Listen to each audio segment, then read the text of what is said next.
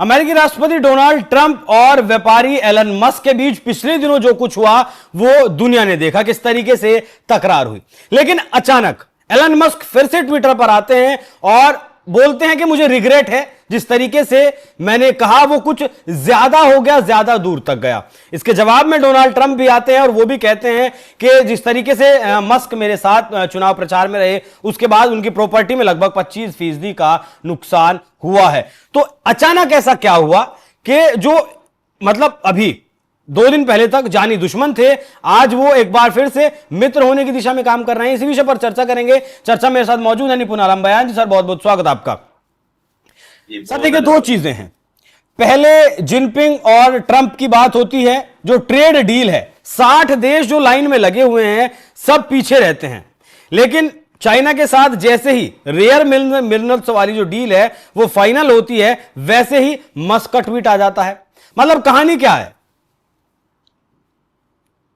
देखिए, जो ये पूरा कॉन्फ्लिक्ट हुआ अमेरिका में, एलन मस्क और डोनाल्ड ट्रंप ने तलवारें निकाली और एक दूसरे वार दमादम करना शुरू किया। ये सारी की सारी साजिश जो थी चाइना की थी, चीन की। चीन ने ऐसी पटकनी मारी डोनाल्ड ट्रंप को कि चीन जो डोनाल्ड ट्रंप जो है चारों खाने चीन, और वो समझ ही नहीं पाया कि क्या मामला है, क्या माजरा है। देखिए क्या था, अगर हम एलन मस्क को देखें तो एलन मस्क का डोनाल्ड ट्रंप को समर्थन करने का कारण क्या था? व्यापारी है, मैंने आपको पहले भी हम चर्चा की थी कि दोनों व्यापारी हैं, और व्यापारी केवल और केवल अपने हित की बात सोचता है, इंटरेस्ट की बात सोचता है, बाकी उसके दिमाग में कुछ नहीं होता। एलन मस्क के जो बड़े बड़े ड्रीम्स हैं, चाहे वो टेस्ला कार को लेकर हम बात करें या स्पेस एक्स, जिसके थ्रू वो पूरे वर्ल्ड में देखें तो करीब 7,500 सैटेलाइट उसने दुनिया के ऊपर जो लगाए हुए हैं, इन सब के लिए उसको चाहिए रेयर अर्थ एलिमेंट्स। और अभी हम देखें, एक तरफा कंट्रोल जो उसके ऊपर है वो चीन का है, और चीन के थ्रू ही टेस्ला हो या स्पेस एक्स हो, वो रेयर अर्थ एलिमेंट लिया करती थी, यानी कि एलिमेंट्स लिया करते थे। अब होता क्या है, बदले में डोनाल्ड ट्रंप ने कहा कि चीन के छोड़ो, हम तुम्हें ग्रीनलैंड और आपका यूक्रेन का दिलवा देंगे। लेकिन देखिए, कहीं से भी रेयर अर्थ एलिमेंट्स निकालना है तो ये एक लंबा प्रोसीजर है, 2 साल लग जाएंगे। वहां रिसर्च हो, या पाकिस्तान ने एक लॉलीपॉप दे दिया अमेरिका को कि हमारे पास बहुत सारे रेयर अर्थ एलिमेंट्स हैं, आप आगे निकाल लीजिए। अमेरिका ने कहा कहां पर है, किस जगह पर है? पाकिस्तान ने कहा देखो ये कंफर्म नहीं है, तो आपको आगे खोज करनी पड़ेगी, सर्च करना पड़ेगा। अब इसमें क्या हुआ, उसको लगा क्या मात्रा में हो भी सकते हैं। अब इस वीक अमेरिका का डेलीगेशन जा रहा है, कहां पर आपका पाकिस्तान, वहां पे सर्च करेगा। इसमें 1-1.5 साल निकाल देगा पाकिस्तान अमेरिका के, तब तक वो लॉलीपॉप दे दी गई है रेयर अर्थ एलिमेंट्स की। और उस लॉलीपॉप को जो है अमेरिकन, यानी कि डोनाल्ड ट्रंप लगातार, आप समझ रहे हैं जो कह रहे हैं जी। तो उस लॉलीपॉप में अमेरिका उलझा रहेगा कि हाँ मुझे मिलेगा, मुझे मिलेगा, मुझे मिलेगा। इसी लेकर मुल्ला मुनीर को बुला लिया उसने, आओ हम सेलिब्रेशन कर रहे हैं, मिलिट्री डे परेड का हिस्सा बनो, परेड का हिस्सा बनो। अरे जी, ये तो एक कहानी हुई। अब यही हम यूक्रेन की बात करें और ग्रीनलैंड की बात करें, हालांकि यूक्रेन ने 50% मिनरल्स के लिए बात करने देंगे, लेकिन ये लंबा प्रोसीजर है। और देखिए, जिस प्रकार का आज का मार्केट है, हाथों हाथ आपको चाहिए। टेस्ला का जिस प्रकार से शेयर गिर रहा है, उसकी बिक्री में पूरे कॉन्फ्लिक्ट के दौरान हुआ यह है कि 15% तक गिरावट आ गई, सिर्फ टेस्ला के कारोबार में। टेस्ला के कारोबार में हुआ ये, एक तो वो ग्रीनलैंड यूक्रेन के मिनरल्स मिले नहीं एलन मस्क को, और ऊपर से चीन के साथ टैरिफ शुरू कर दिया कि 145% लगाएंगे, उधर चीन ने कम 100% लगाएंगे। ऊपर से चीन ने कह दिया रेयर अर्थ एलिमेंट्स भी आपको नहीं देंगे, जाओ जो करना है कर लो। हुआ ये कि टेस्ला, एक तो वो वाला पूरा प्रकरण, और ऊपर से एक काम और हुआ कि एलन मस्क को कंट्रोल करने के लिए, चीन को कंट्रोल करने के लिए, आपने सुना होगा एक आपका फंगस वाला मैटर भी उठा दिया अमेरिका ने, फंगस वाला। तो चाइनीज जो थे स्टूडेंट वो फंगस लेकर आए और हमारी खेती को खराब करने के लिए। इन सब का परिणाम ये हुआ कि चीन ने रेयर अर्थ एलिमेंट्स की सप्लाई बंद कर दी।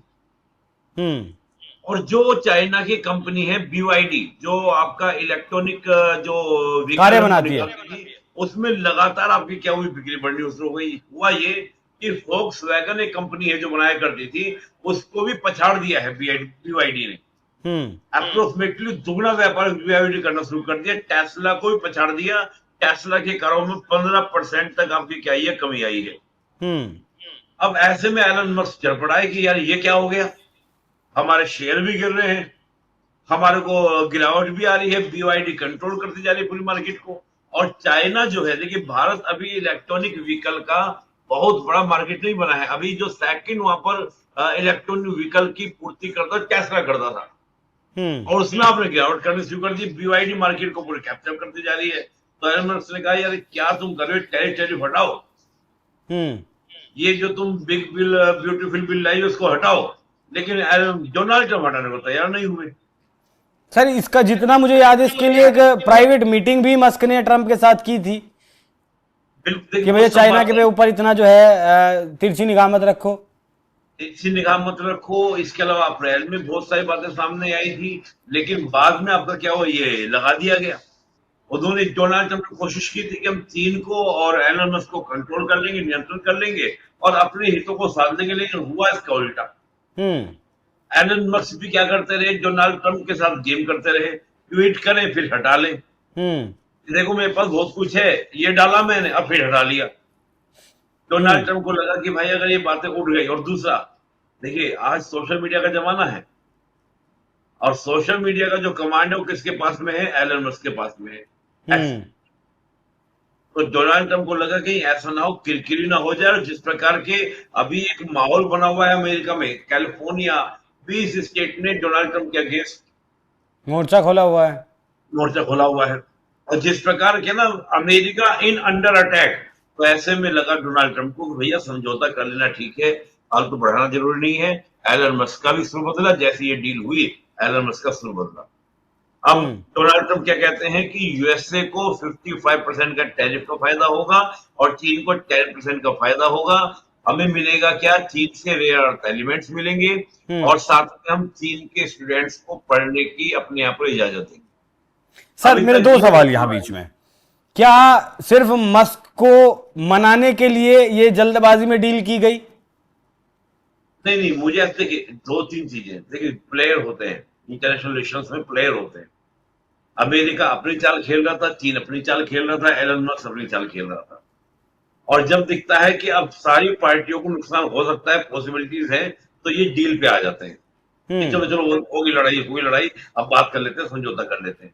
नहीं तो अब देखिए 3-4 दिन पहले आप मुझसे पूछ रहे थे, मैंने आपको क्या कहा था कि एलन मस्क ज्यादा लंबी लड़ाई नहीं लड़ेंगे, मामला सेटल हो जाएगा 3-4 दिन के अंदर। क्योंकि बिजनेसमैन है, फायदे की बात सोचते हैं, काहे की लड़ाई।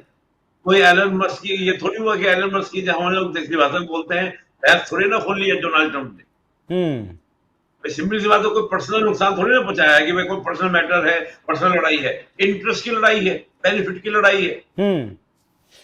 तो इन लड़ाई का वो नहीं होता कि ये लड़ाई बहुत ही इगोस्टिक हो गई, अपने नाक का सवाल बना लिया गया। ठीक है। अच्छा एक और सवाल सर, ये जो टैरिफ खेला था ट्रंप ने, अब गिड़गिड़ाने को तो मजबूर अमेरिका हो गया चाइना के सामने। लेकिन मैं जानना चाहूंगा आपसे कि जो खेल ट्रंप खेल रहे थे, असल में क्या वो मतलब हकीकत में मस्क और ट्रंप दोनों चाइना के मोहरे थे? चाइना उन्हें अपनी मर्जी से नचा रहा था?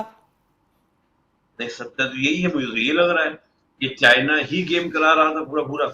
अमेरिका, डोनाल्ड ट्रंप सोचे थे मैं बड़ा खिलाड़ी, लेकिन चाइना साइलेंटली अपनी डिप्लोमेसी को खेल गया।